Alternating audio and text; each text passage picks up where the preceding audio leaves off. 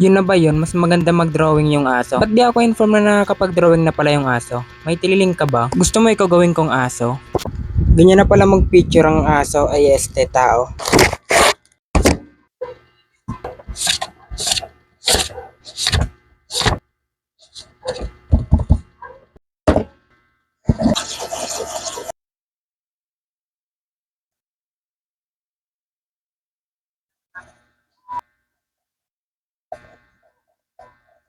Tapos ko na Richard.